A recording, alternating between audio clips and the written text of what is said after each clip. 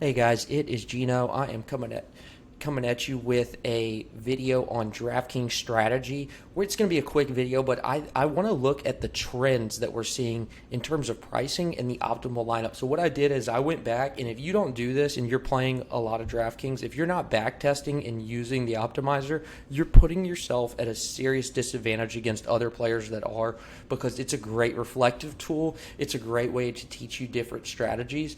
And if you're interested in that, we do have one at DFS Army. The link is in the description of this video. And if you use my promo code now, it's DFL Gino for 10% off, and it'll give you 10% off every month.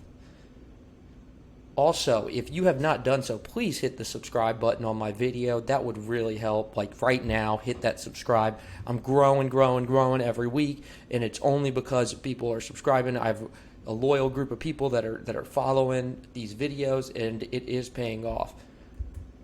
So, over the past 10 slates, let's look at this. So, I know a lot of people, at least when I first started playing, maybe I'm just the only person that did this, I would try to cram those $9,000 fighters in, at least 2 to 3, because I thought that's where the value was. But a light bulb hit me. I'm doing all this back testing. Why not go back and look and see what the data is saying? Now, I'm a data-driven guy, and I do believe in that. Now, I love watching fights. I love breaking down film, but I think the data can kind of eliminate a lot of the bias. For example, I was talking to actually Aljamain Sterling on Instagram yesterday. He was leaving a video about the fight, and I was like, darn you talked me into playing Cruz. So I did play a little Cruz, and he lost. It could have been a good play if he wouldn't have ducked his head and got knocked out. But anyways, even guys that are like Aljo that know the fight game, they can't predict this stuff. None of us are oracles. So I think the data kind of helps us cipher through some of this stuff. So let's look at that to that note. Look at these cards up here at the very top with, you see McKenna, the Nunes, Algio, Onama, and Volkanovski. What do you see? Even if you need to pause the video. What I'm seeing is a significant trend in one $9,000 fighter and filling it in with $7,000 and $8,000 fighters. And that's distributed between either 4 $8,000 and 1 $7,000 or 3 $8,000 and 2 $7,000. Now, if you go over to this Algio card, there's actually 2 $8,000s and then 4 $7,000s. So that's telling us we don't need to really pay attention so much to filling out that. And for me, I was so OCD when I first started, and if I can help somebody else win and get away from this habit, that's what I hope to do, is making sure you use all that $50,000. This is proving you don't. Now, there are times, there's 2 out of 10, so that's 20% in that there were 2 $9,000 fighters. Yesterday was actually one of them, in Benitez and Quinlan.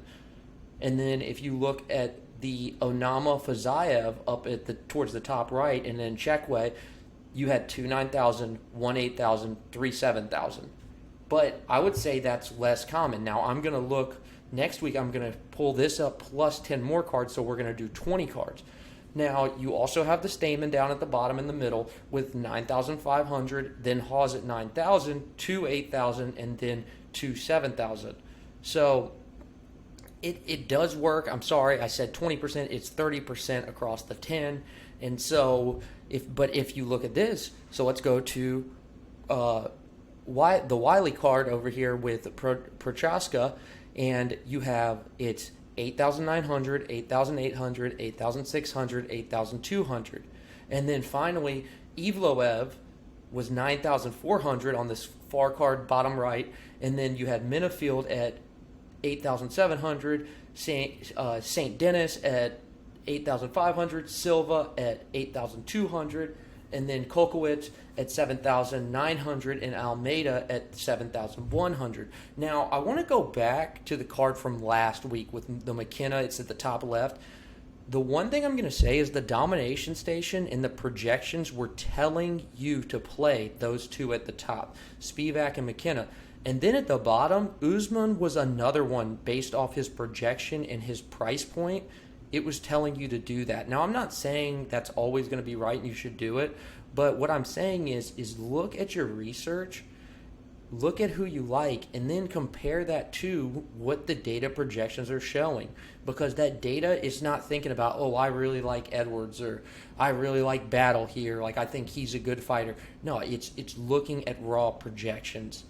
Now, it doesn't mean that you're going to hit every time, but I'm just saying, if you get this formula down to where it's like, okay, hey, I'm either going to have a 9,000, 9,000, and then I'm going to fill in the rest with 4,000 and 7,000, or you could say, I'm going to go to 9,000 and 8,000 and 7,000. That could work, because I mean, there's only a couple times here where it's no $9,000 fighters. There's 2 times here, but the predominant one is 9,000, fill in with 8,000 and 7,000. It's either 4 8,000 and 1 7,000, or 2 7,000 and 3 8,000. So those trends are really telling to me. I would rather be on the side where it's more than common, more common to hit. All right, guys. Hey, so that is the video.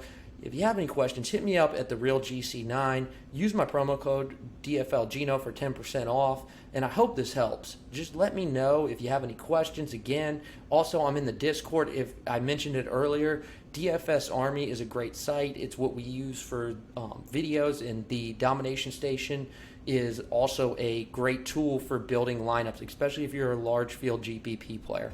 All right, guys. Hey, good luck, and I'll be seeing you for the Edwards and Usman card.